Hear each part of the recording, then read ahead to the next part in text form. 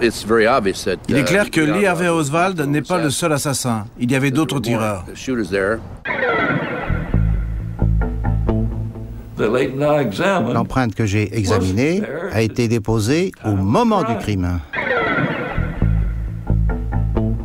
Je pense que JFK a été tué par des gars qui ont appliqué une justice texane.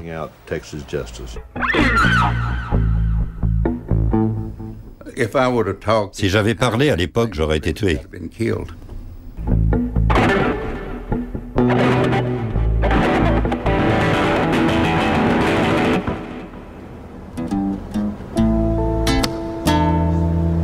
Dallas, ville symbole de la puissance financière du Texas.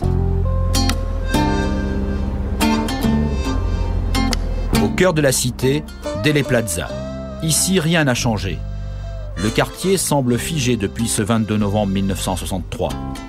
Quelques touristes se font photographier à l'endroit même où John Fitzgerald Kennedy a reçu le coup de feu mortel. L'ancien dépôt de livres où aurait été posté le tueur est aujourd'hui un musée. Un musée où l'on projette le même film depuis 40 ans. Un assassinat sous forme de carte postale touristique. La mort d'un président atteint par 3 balles, tirées depuis le 5e étage d'un immeuble par un seul tireur.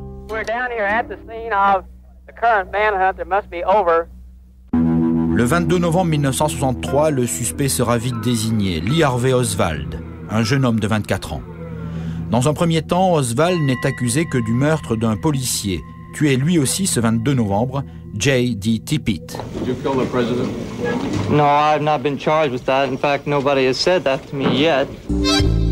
Pendant que Lyndon Johnson, le vice-président, prête serment et devient président des États-Unis, Oswald se retrouve accusé à la fois du meurtre du policier et de celui de John Kennedy.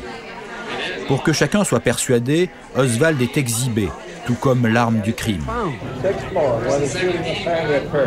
Lee Harvey Oswald ne pourra jamais s'expliquer.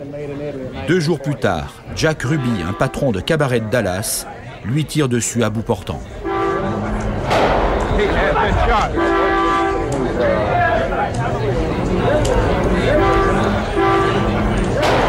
Sans protection, l'assassin présumé du président des États-Unis vient de mourir en direct devant micro et caméra. Jack Ruby, figure de la pègre locale, parfaitement connue de la police de Dallas, est arrêté. Pour expliquer son geste, il dira avoir voulu venger le président sur un coup de folie. Lyndon Johnson désigne une commission d'enquête dirigée par Earl Warren, le président de la Cour suprême. 1 an plus tard, la commission remet son rapport, 880 pages, 26 volumes de preuves. Reprenant l'enquête du FBI, la commission conclut « Lee Harvey Oswald est l'assassin, le seul tireur, et Jack Ruby a vengé le président. » Malgré les doutes et l'invraisemblance de la thèse du tireur isolé, cette version officielle reste la seule admise 40 ans plus tard. Pourtant, un premier document, inconnu à ce jour, met à mal la version officielle. C'est un ancien policier de Dallas qui nous a fourni ce document qu'il a conservé pendant 35 ans. Depuis ce jour de 1967 où Jack Ruby lui confie une lettre 48 heures avant sa mort. Quand j'ai serré la main de Jack Ruby, il transpirait. Et dans le creux de sa main, il y avait ce papier. Je l'ai gardé sur moi. Dans cette lettre, Jack Ruby écrit « Mon but était d'empêcher Oswald de parler, autrement dit de l'empêcher de dénoncer ses complices éventuels. » On est loin du coup de folie d'un Jack Ruby voulant venger le président.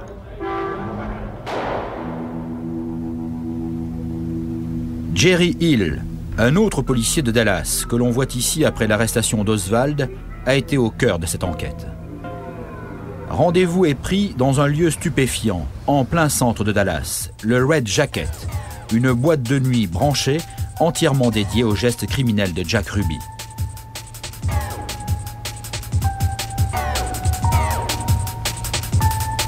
Jerry Hill reste persuadé qu'Oswald était dans le coup. Mais il se souvient aussi de la rapidité avec laquelle il a été suspecté.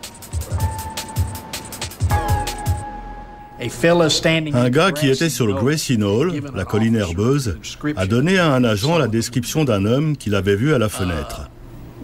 Un homme blanc, environ 30 ans, 1m75, 80 kilos.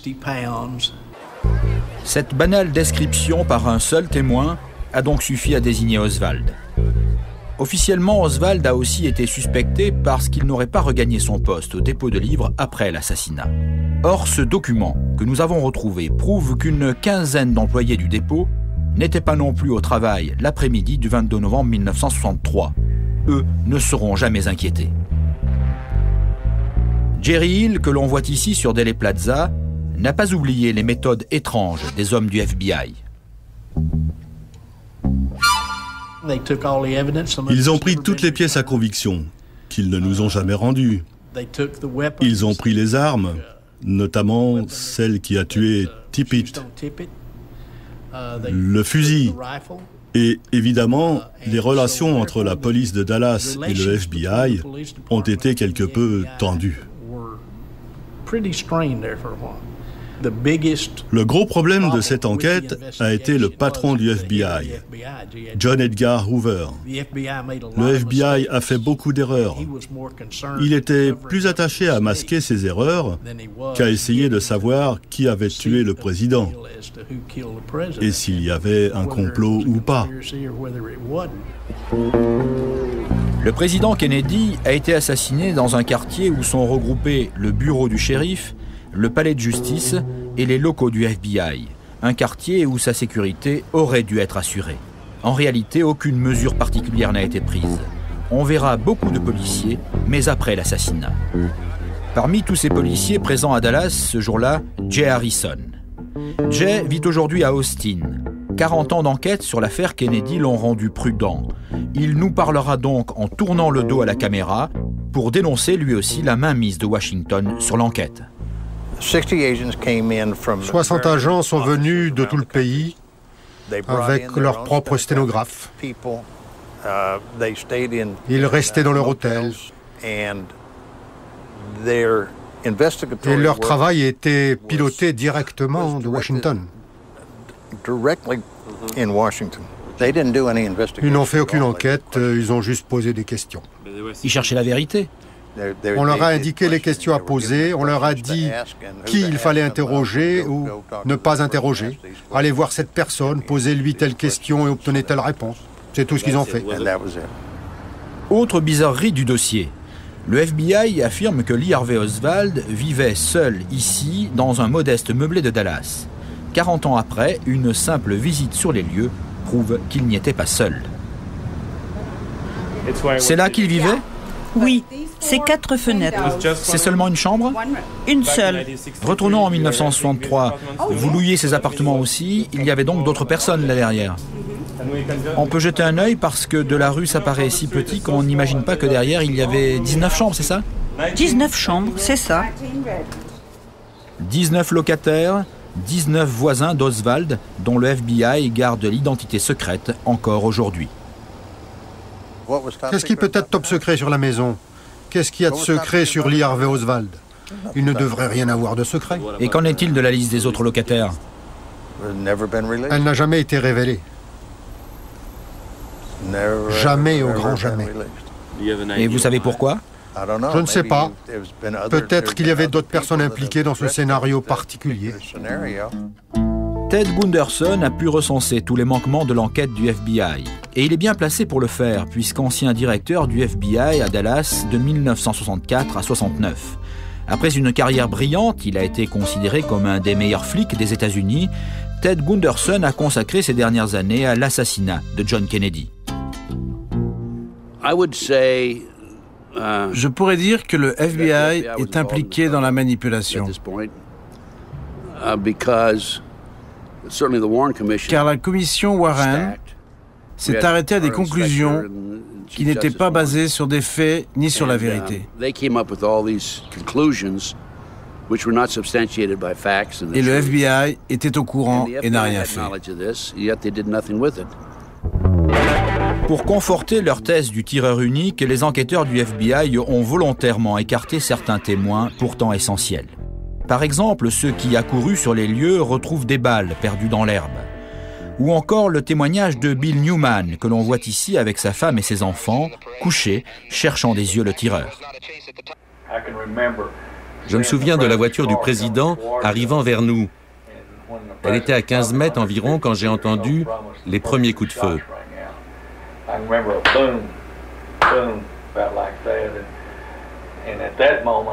Et à ce moment-là, ma crainte a été, parce que le tir venait de derrière nous, juste à notre hauteur, qu'on soit dans la ligne de feu. Bill Newman pouvait légitimement avoir peur. Il se trouvait ici, à 3 mètres de la voiture du président. Et les tirs provenaient de la palissade, située 30 mètres derrière lui, et pas seulement du 5e étage du dépôt de livres.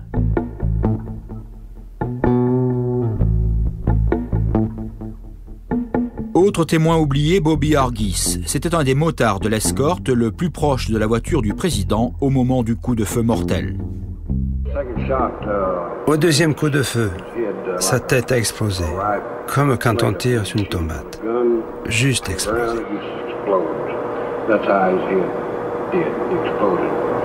J'ai reçu de la matière cervicale et du sang sur moi.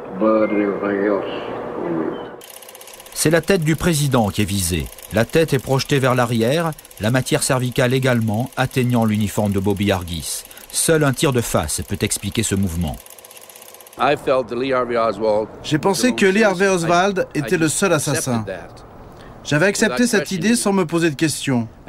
Une fois sorti du FBI, quand j'ai pris ma retraite, j'ai fait mes propres recherches et je me suis aperçu, ça colle pas, ça colle pas, ça colle pas. Maintenant, c'est très clair, Lee Harvey Oswald n'est pas le seul assassin, il y avait d'autres tireurs. Quelle serait pour vous la principale raison? La principale raison, Lee Harvey Oswald n'est pas le seul assassin à cause de la trajectoire des balles. La tête de John Kennedy a été projetée vers l'arrière, la balle venait de face et pas de derrière lui. Conclusion, Lee Harvey Oswald, posté au dépôt de livres, n'a pas pu tirer la balle mortelle. Et Jack Ruby l'a tué avant qu'il ne révèle les noms de ses complices, autrement dit, un complot. Le film de l'assassinat, parfaitement restauré, montre un crâne éclaté et une blessure béante. Curieusement, à l'autopsie, le visage de John Kennedy est intact. Depuis 40 ans, cette autopsie fait l'objet d'une polémique. Y a-t-il eu manipulation? Si c'est le cas, l'histoire étrange de John Liggett peut apporter un début de réponse. En 1963, John Liggett est embaumeur au cimetière de Restland à Dallas. C'est aussi un des meilleurs spécialistes pour réparer les visages abîmés. Lois, sa femme à l'époque, se souvient de ce 22 novembre 63. Ce jour-là, elle se trouve au cimetière pour y enterrer une tante. John Liggett est avec elle. John a reçu un message d'un collègue des pompes funèbres. Il lui a dit qu'on avait tiré sur le président et qu'on avait besoin de lui. Alors, il a dû partir. Je ne l'ai pas vu pendant 24 heures. Quand il est revenu à la maison, il est rentré et a dit « Je veux que tout le monde se prépare. On s'en va. » Debbie, la fille de Lois, a 12 ans à l'époque. Elle a vécu, elle aussi, ce départ précipité vers San Antonio, à 800 km de Dallas, puis l'installation dans un motel. John s'est assis au bord du lit et regardait la télé. Il fumait cigarette sur cigarette. John regardait les informations quand Oswald a été tué par Ruby et soudain, il est apparu très soulagé. Et il a dit « On peut rentrer à la maison maintenant ». Que craignait John Liggett en fuyant Dallas? Que sa participation au maquillage du visage de John Kennedy soit dévoilée? Il n'en parlera jamais. Et la suite de sa vie est tout aussi mystérieuse. La police lui découvre un passé de tueur. Après plusieurs assassinats, il est arrêté puis abattu lors d'une tentative d'évasion en 1975. Avant l'inhumation, c'est sa deuxième femme qui vient reconnaître le corps. Elle m'a dit que c'était particulièrement troublant, car lorsqu'on lui a montré le corps, elle leur a dit, et elle m'a dit, que la personne dans le cercueil n'était pas John. Elle m'a dit qu'ils lui ont fait comprendre. Si, c'est bien John, laissez tomber. Elle était assez intelligente pour laisser tomber. Voici 3 ans, au cours d'un voyage dans le Nevada, Lois est au Horseshoe, un des casinos légendaires de Las Vegas. J'ai vu un homme de dos qui ressemblait exactement à John Liggett. Puis il s'est retourné, m'a regardé. Il a demandé à un employé de faire sortir les gens qui étaient derrière lui, c'est-à-dire moi et mes petits-enfants. C'est la dernière fois que j'ai eu un contact avec lui et je reste convaincue que c'était John. Étrange destin que celui de John Liggett. Il aurait réparé le visage dévasté de John Kennedy, cachant la trajectoire de la balle. Vivant après sa mort, il aurait trouvé refuge à Las Vegas. Nous verrons qu'il n'est pas le seul. Nous retournerons à Las Vegas pour un autre acteur de l'assassinat de John Kennedy, un premier rôle, celui-ci, dont nous avons retrouvé la trace à Dallas. Le 22 novembre 1963, quelques minutes après l'assassinat, les policiers de Dallas investissent le dépôt de livres. Ils relèvent une trentaine d'empreintes sur des cartons au 5e étage du dépôt. Toutes seront identifiées, on y retrouve notamment celle de Lee Harvey Oswald, toutes excepté celle-ci. Oswald désigné coupable, cette empreinte anonyme va dormir dans les archives de la commission Warren. Et ce jusqu'en 1998, quand l'ancien policier Jay Harrison découvre cette empreinte relevée 35 ans plus tôt. Il décide de la comparer avec celle d'un tueur professionnel qui aurait pu se trouver à Dallas le jour de l'assassinat. Il confie ce travail à Nathan Darby, un des meilleurs spécialistes américains en la matière. Un expert qui va travailler à l'aveugle, ignorant tout de l'origine des empreintes et de leurs propriétaires. À la base de son travail, un infime indice. Vous pouvez nous montrer le doigt d'où provient l'empreinte? C'est le bord du petit doigt. Sur une scène de crime, vous transpirez davantage car vous devenez nerveux. Si vous vous retrouvez dans une situation délicate, votre transpiration va s'accélérer. Sur cette empreinte, quand vous regardez de près, sur la partie gauche, il y a une trace importante d'humidité, quelque chose de semblable. C'est tout noir.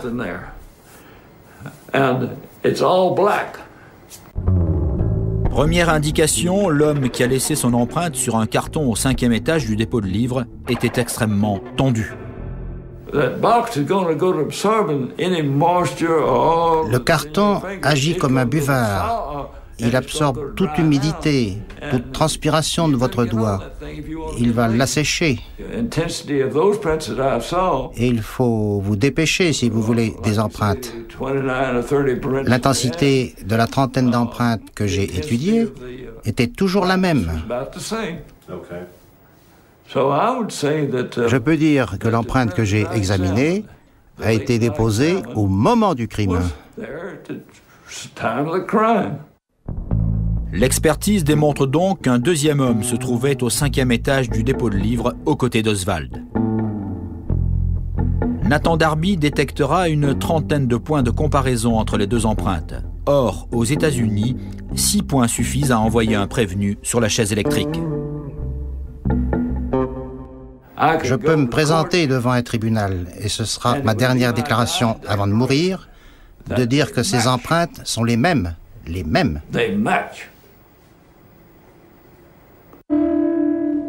Sans le savoir, Nathan Darby venait d'identifier un certain Malcolm Everett Wallace. Un homme qui n'avait rien à faire au dépôt de livres, il n'y était pas employé.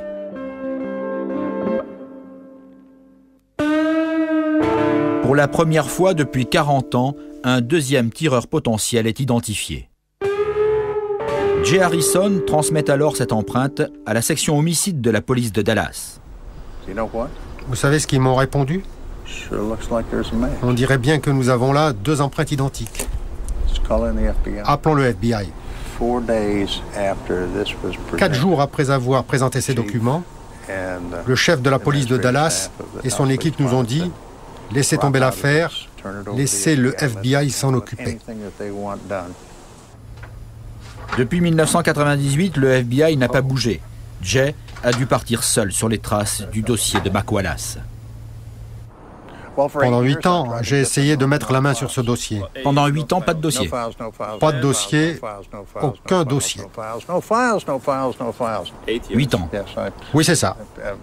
Vous avez utilisé les voies légales? J'ai essayé toutes les voies possibles pour obtenir le dossier. Et le gouvernement, dans sa très grande sagesse, n'a pas fait une seule copie. Mais il y avait d'autres moyens pour récupérer ce dossier. Je me suis débrouillé. Et quand Jay Harrison met enfin la main sur le dossier FBI de Mac Wallace, voilà ce qu'il découvre.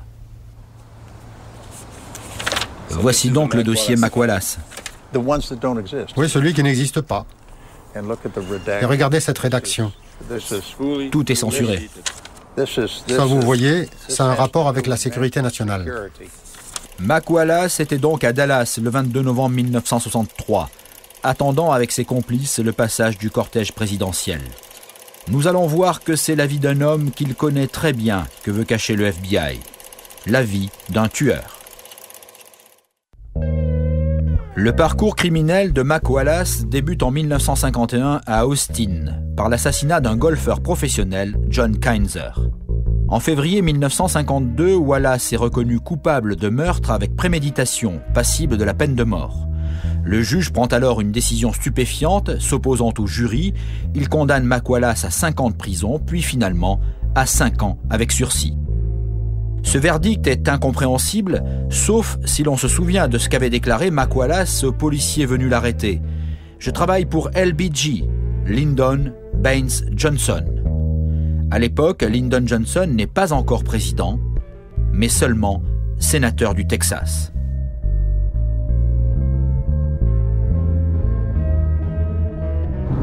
Dix ans plus tard, en 1961, le Texas est secoué par une nouvelle affaire criminelle qui, nous le verrons, donne la clé de l'assassinat de John Kennedy.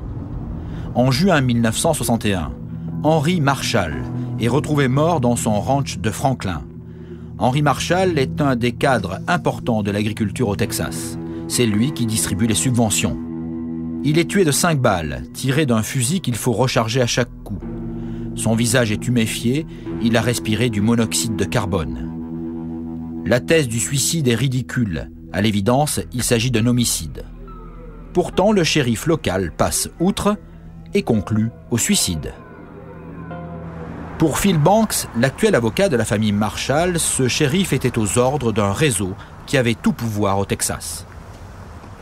Il peut y avoir des situations où le shérif est influencé, contrôlé ou bien travaille pour certaines personnes. Si le shérif est sous contrôle, il ne fera rien pour gêner les gens qui l'ont placé là. Sinon, il ne sera plus le shérif. Aujourd'hui, un homme ose dénoncer ce réseau d'influence texan. Son nom, Billy Sol Estes. C'est un témoin fondamental. Cet homme d'affaires a fait partie de l'organisation politico-financière qui a la main mise sur le Texas depuis des décennies. Billy Sol Estes n'a jamais parlé à des journalistes. Après 40 ans de silence, pour la première fois face caméra, il accepte de révéler les secrets d'une organisation qui abrite les assassins d'Henry Marshall, mais surtout de John Kennedy. Un des hommes clés de ce système s'appelait Cliff Carter. C'était un ami de Billy Sol Estes. C'était le bras droit de Lyndon. Depuis les années 50, c'est l'homme en qui Lyndon avait le plus confiance. Il était toujours avec lui. Politiquement, c'était un soutien sûr. Et quelles étaient vos relations avec Cliff Carter? Nous étions très proches, très proches. Vous étiez en affaires avec lui? Oui, on faisait des affaires. Quel genre d'affaires? Des contrats gouvernementaux. Parfois, l'argent passait par moi pour finir chez Lyndon. Billy Solestes connaît Lyndon Johnson depuis les années 50. Il est un des soutiens financiers du jeune élu texan. En retour, Johnson l'aide dans ses affaires. Une relation au corrupteur corrompu qui va durer des années, avec au centre du jeu l'inévitable Cliff Carter. Kyle Brown a grandi dans ce milieu. Adolescent et donc insoupçonnable, il a été utilisé lui aussi comme porte-valise. J'ai transféré de l'argent entre Cliff Carter, Billy Solestes, Johnson et d'autres, ok? L'argent dont on parle, à mon avis, les grosses sommes, étaient transportées d'une autre façon que je n'ai jamais connue. Moi, je vous parle de 50 à 100 000 $. Pour ces gars, c'était rien.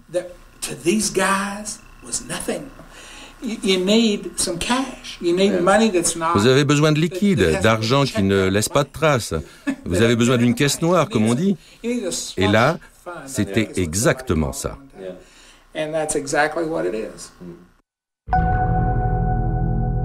Il existe de nombreuses lettres comme celle-ci que Lyndon Johnson adressait à Billy Solestes.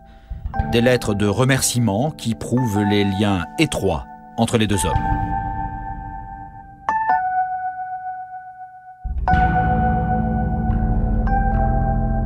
En juin 1961, Henry Marshall devient une menace. Il est prêt à dénoncer une énorme arnaque, un détournement de subventions agricoles. Problème, pour le faire taire, on ne peut pas l'acheter. Il devait témoigner le lundi suivant à Washington. Ils l'ont tué le samedi. Ils ne voulaient surtout pas qu'il témoigne. À Washington, au plus haut niveau de la justice, Bobby Kennedy, le frère du président, s'intéresse à l'affaire Marshall. Il est convaincu qu'on a voulu faire taire Henry Marshall parce qu'il s'apprêtait à dénoncer les magouilles texanes. Il est évident que Bobby Kennedy essayait de trouver un moyen de se débarrasser de Lyndon Johnson en tant que vice-président. Et Lyndon essayait de faire en sorte qu'il n'y parvienne pas. Politiquement, l'affaire Marshall était une patate chaude. Ça pouvait faire sauter tout le monde. Billy Solestes nous a confirmé que Bobby Kennedy lui avait proposé un marché à l'époque, dire tout ce qu'il savait de la mort d'Henry Marshall en échange de sa relaxe dans une affaire de détournement de fonds publics. Billy Sol choisit de se taire, il sera condamné et ira en prison. Si j'avais parlé à cette époque, j'aurais été tué. Lyndon m'avait promis de me tirer d'affaire si je la fermais. Et que s'est-il passé ? Il ne m'a jamais tiré d'affaire. Vous vous êtes senti trahi par Lyndon Johnson ? J'ai été trahi.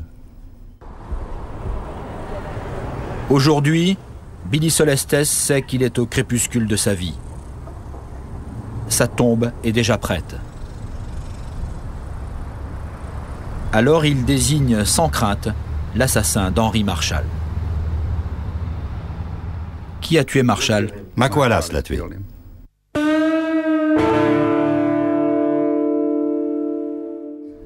Vous l'aviez rencontré ? Oui, je connaissais très bien Mac. Comment savez-vous que Mac Wallace a tué Henry Marshall ? Comment je sais qu'il l'a tué ? Parce qu'il me l'a dit. Billy Solestes ne se contente pas d'accusations lancées face caméra.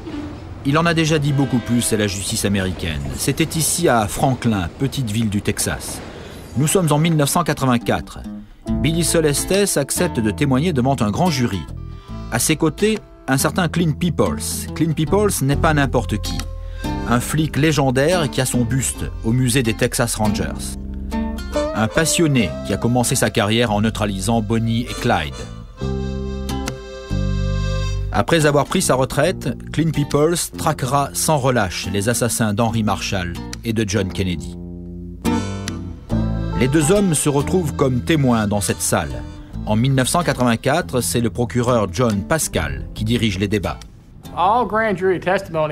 Tout témoignage devant le grand jury est supposé être secret.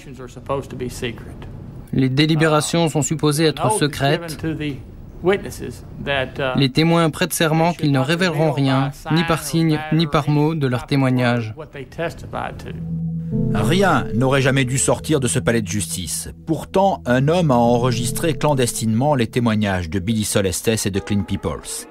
Nous nous sommes procuré ce document sonore unique. Premier élément, après 30 ans d'enquête, Clean Peoples a pu reconstituer ce qu'il appelle le réseau Johnson.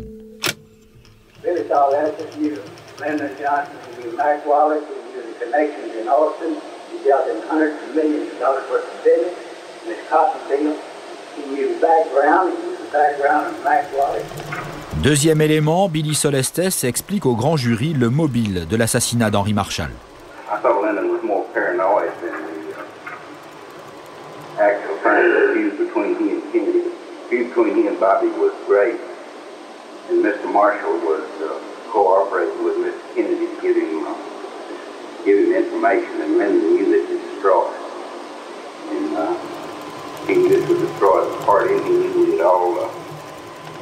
Would all go to jail.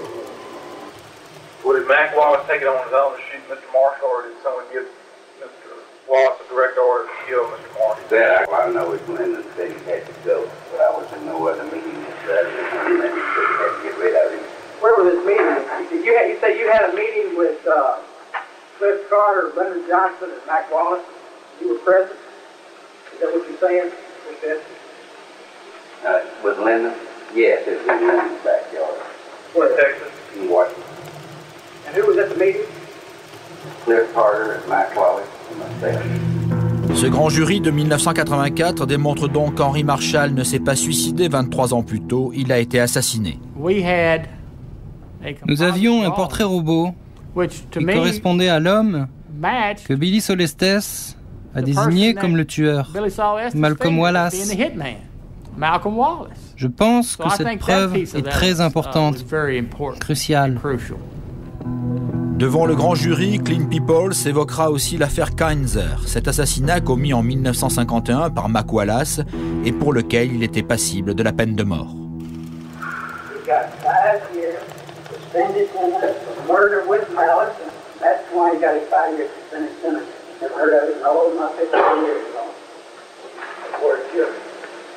His connection was close to Lyndon Johnson's then.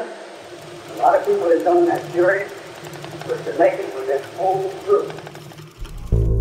Mac Wallace, protégé par Lyndon Johnson, c'est évident à la vue de ce document de 1961. Les services secrets de la marine mènent une enquête sur Mac Wallace pour savoir s'il peut travailler dans des secteurs sensibles. Le rapport est édifiant. Wallace est présenté comme un criminel, pervers sexuel, alcoolique et, ce qui est rédhibitoire aux États-Unis, communiste. En 1961, Clean Peoples rencontre l'inspecteur des services secrets de la marine.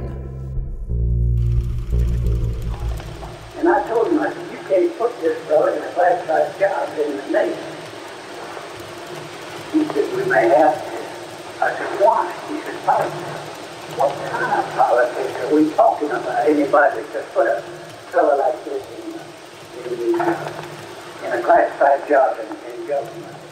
That's correct. C'est donc recommandé par Lyndon Johnson que Mac Wallace travaillera pendant 14 ans pour LTV, une entreprise texane d'électronique, une société classée top secret liée à la CIA. LTV, qui deviendra Raytheon, a toujours soutenu financièrement Lyndon Johnson. Let me hear your voices. Parallèlement à cette audition exceptionnelle devant le grand jury, Billy Solestes écrit en 1984 au département américain de la justice par le biais de son avocat. Il se dit prêt à donner toutes les informations sur 8 assassinats perpétrés par Mac Wallace sur ordre de Lyndon Johnson. Le dernier de la liste est l'assassinat de John Kennedy. Ce courrier restera lettre morte. Pourtant, Billy Solestes peut démontrer que Mac Wallace, l'assassin d'Henry Marshall, est membre d'un réseau texan autour de Lyndon Johnson et qu'il était le 22 novembre 1963 à Dallas parmi les assassins de John Kennedy. En proposant de tout dire, Billy Solestes se met en danger. Aussi, depuis le début des années 60, a-t-il choisi de se protéger en enregistrant systématiquement toutes les conversations qu'il a avec les membres du réseau texan. Vous aviez peur qu'il vous tue? Pourquoi croyez-vous que je la fermais? Et pourquoi ils ne vous ont pas tué? Je les ai toujours menacés de rendre publiques ces cassettes s'ils le faisaient. Quand j'ai compris que ça sentait le roussi, j'ai commencé à enregistrer tout le monde. Si j'avais dû utiliser ces cassettes, si j'en avais parlé, je ne serais pas là aujourd'hui pour en parler. Tout le monde est mort. Pourquoi m'aurait-il épargné? Je n'aurais pas été épargné. Un des enregistrements les plus importants que nous avons pu entendre concerne Cliff Carter, le bras droit de Lyndon Johnson. Nous sommes en 1971. Cliff Carter et Billy Solestes évoquent l'assassinat de John Kennedy. Cliff était vieux à cette époque. Il voulait juste en parler. Alors on en a parlé. Et que vous a-t-il dit? Il m'a simplement dit qu'il regrettait d'avoir vécu cette vie.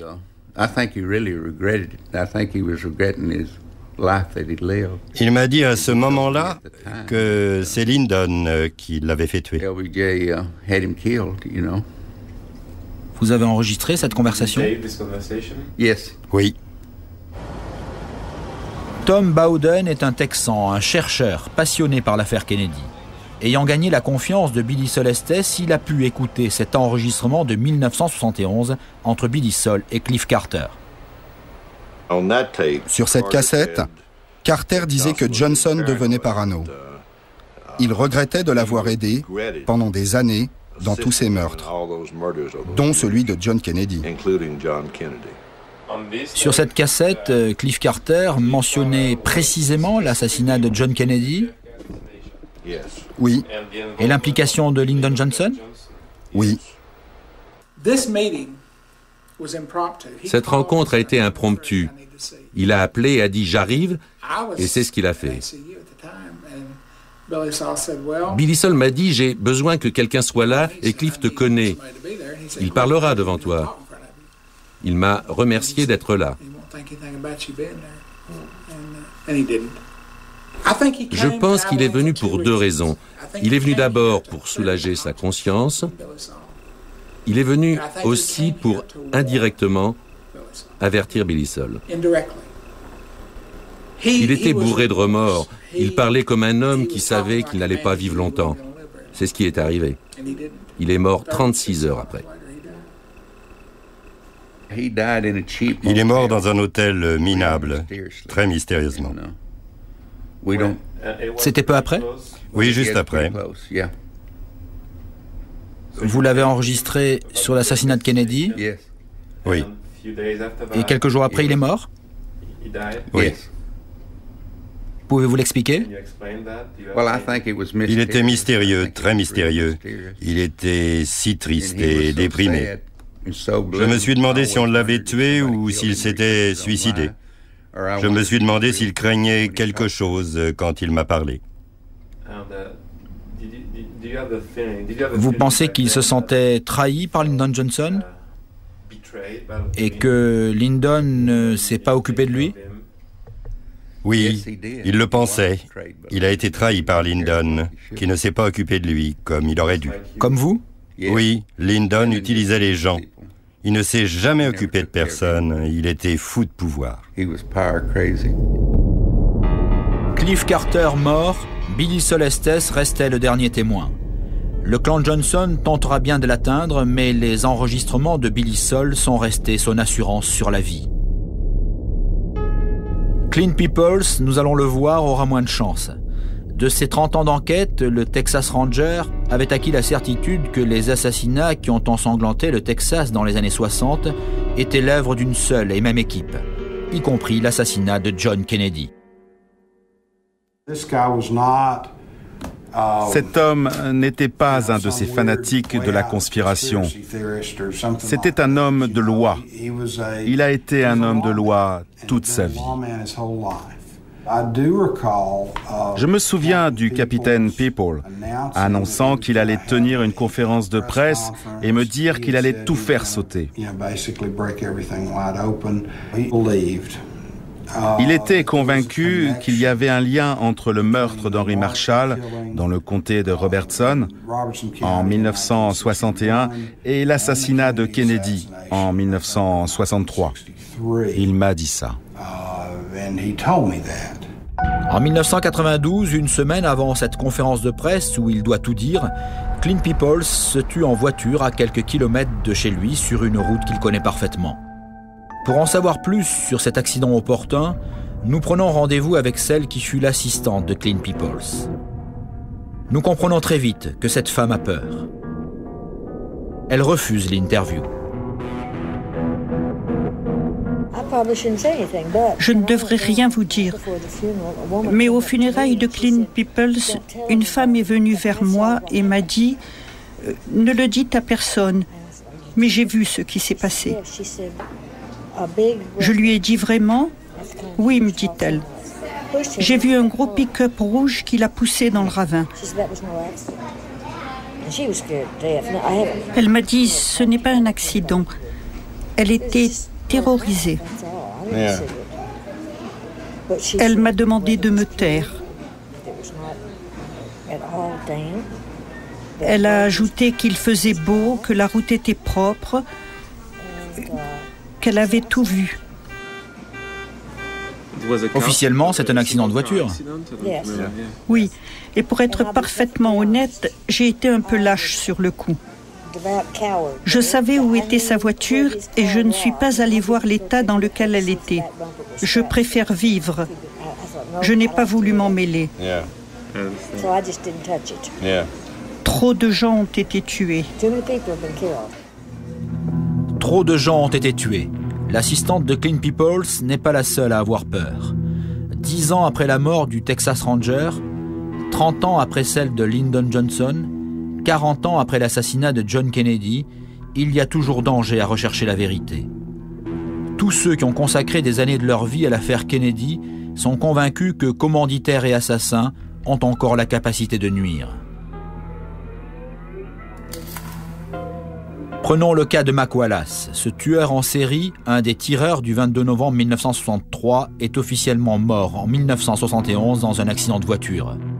Tom Bowden a suivi la trace de Mac Wallace s'il ne croit pas à sa mort. À ce qu'il paraît, c'était un accident de voiture à Pittsburgh, au Texas. Des témoins disent que Wallace n'y était pas à cette date-là. Il a été vu plus tard à Las Vegas, en 1979 et 1980. Donc je ne pense pas qu'il soit mort dans un accident de voiture. Si vous vérifiez aux pompes funèbres, vous ne trouverez pas de fiche d'identification précise du corps. Et on m'a dit qu'il était toujours vivant en Californie. Vous avez rencontré des gens qui l'ont vu? Oui. Ils l'ont vu à Las Vegas ou en Californie? Ils l'ont vu en Californie et j'ai entendu qu'il était à Las Vegas.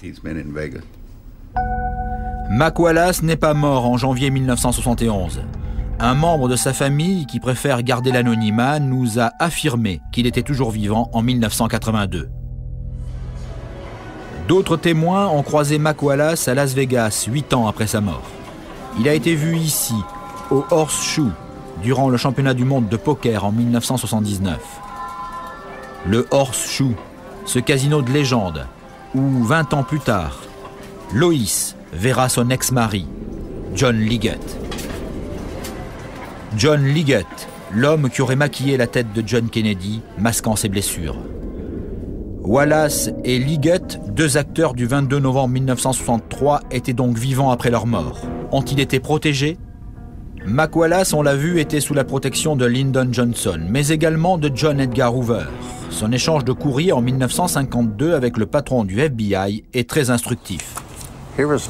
Ça, c'est une lettre écrite en janvier 1952 par Malcolm Wallace à un certain John Edgar Hoover. Juste quelques jours après, Hoover écrit à Wallace pour répondre à son courrier en moins d'une semaine, personnellement.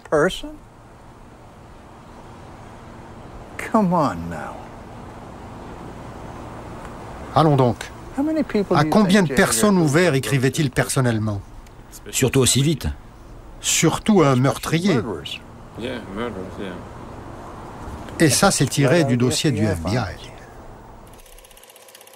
En protégeant Mac Wallace, un tueur, en taisant l'existence d'un réseau criminel au Texas, c'est un complot qu'on a voulu cacher, et ça dure depuis 1963.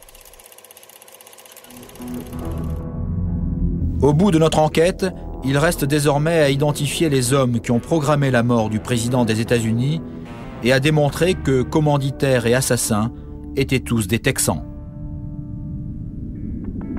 Tout a commencé dans les années 40, avec l'apparition d'un jeune politicien prometteur, Lyndon Baines Johnson. L'ambition, Lyndon Johnson la cultive très tôt dans le ranch familial au sud du Texas. Lyndon est pauvre, il rêve de devenir riche. Il est modeste et rêve de pouvoir. C'est le Texas qui le lui apportera. Le Texas fut la terre des bisons et des grands espaces. Mais depuis longtemps, les hommes ont troqué le cheval pour la voiture et les pistes sont des routes sans fin. Aujourd'hui, les paysans sont des industriels de l'agriculture. La terre renferme aussi du pétrole. Et l'or noir a fait la fortune de quelques familles. Depuis toujours, ces riches Texans ont réussi à imposer un homme à eux à Washington. Ce sont ces familles qui vont façonner Lyndon Johnson. Le jeune élu démocrate sait parfaitement qu'il doit à ses parrains en politique l'argent et le pouvoir. Et il n'oublie jamais de faire allégeance. Lonnie Sykes, un de ses mécènes, se souvient des débuts en politique de Lyndon Johnson.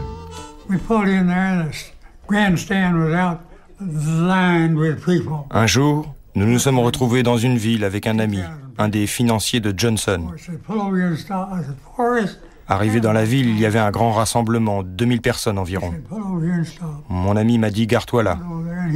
Et dès qu'on est sorti de la voiture, Lyndon Johnson nous a vus. Il a sauté de l'estrade et il est venu vers nous. Là, il a pris mon ami dans ses bras et l'a embrassé comme si c'était sa mère.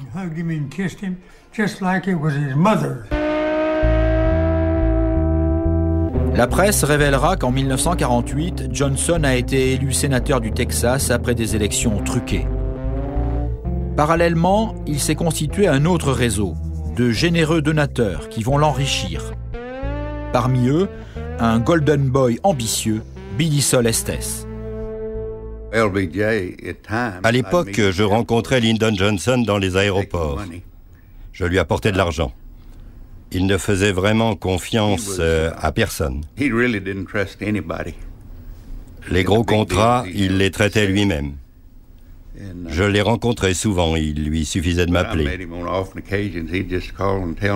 Je commençais à lui parler de mes problèmes, alors il me disait « Mais nom de Dieu, je ne t'ai pas demandé de me parler de ça.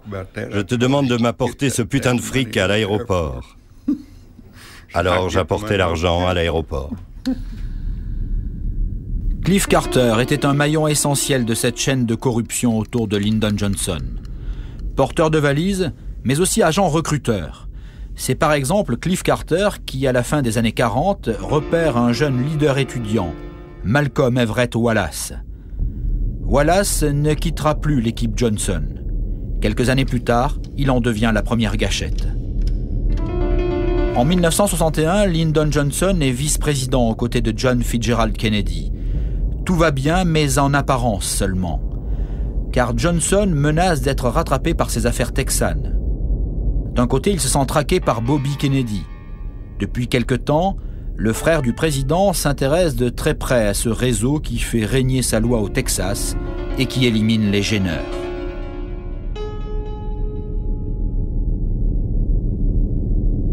Et puis il y a John Kennedy, ce président sur lequel il n'a aucune prise. En 1963, le réseau texan s'inquiète des rumeurs de retrait des troupes américaines du Vietnam.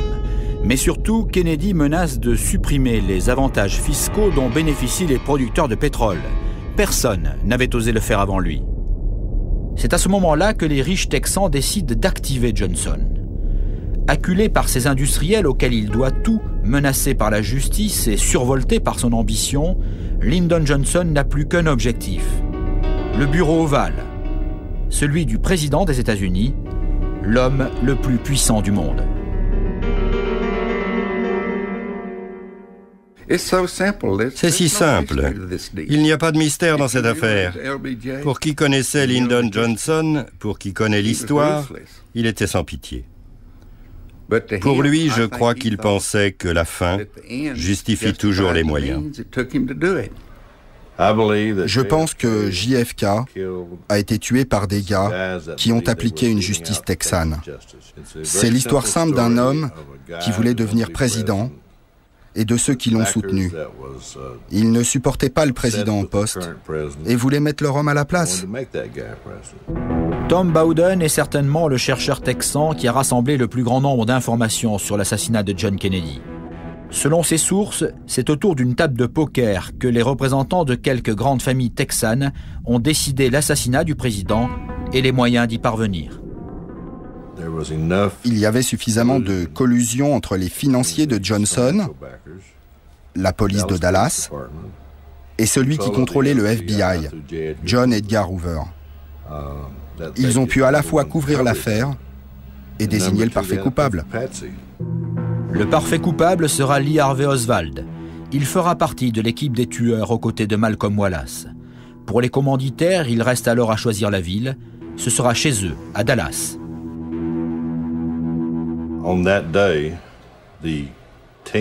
Ce jour-là, l'équipe en place était contrôlée.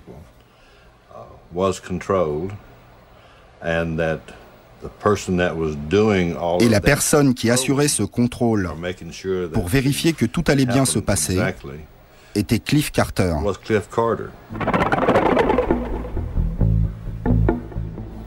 Non pas qu'il leur ait dit quoi faire sur Dealey Plaza, mais c'est lui qui avait tout planifié. Ce 22 novembre 1963, les tueurs attendent John Kennedy sur Dealey Plaza. Ils tirent depuis le dépôt de livres, mais aussi depuis la palissade sur le Grassy Knoll. Le président est d'abord touché à la gorge, puis sa tête explose après un tir de face. D'autres balles ratent leur cible et finissent dans l'herbe. Qui dit tir croisé dit complot et donc commanditaire de l'assassinat, et c'est ce complot que l'on cache depuis 40 ans. Je ne crois pas que nous connaîtrons la vérité de la part du gouvernement. C'était trop bien maquillé. Mais je sais que les preuves existent, que l'assassinat est un complot, et que ces familles texanes sont impliquées. Vous pouvez donner des noms? Je ne suis pas encore prêt à mourir. Ces familles texanes font encore peur aujourd'hui parce qu'à Austin comme à Washington, leur influence est intacte. Et si les preuves existent, celui qui les détient n'est toujours pas décidé à les rendre publiques. La raison pour laquelle je n'ai jamais vendu ces cassettes, tant que certaines personnes sont encore vivantes, je risque de me faire tuer. Président des États-Unis, Lyndon Johnson reste avant tout un Texan. À peine nommé, il annule le projet de loi de John Kennedy visant à supprimer les réductions d'impôts dont bénéficiaient les producteurs de pétrole. En conservant ce privilège, les pétroliers texans préservaient toute leur puissance.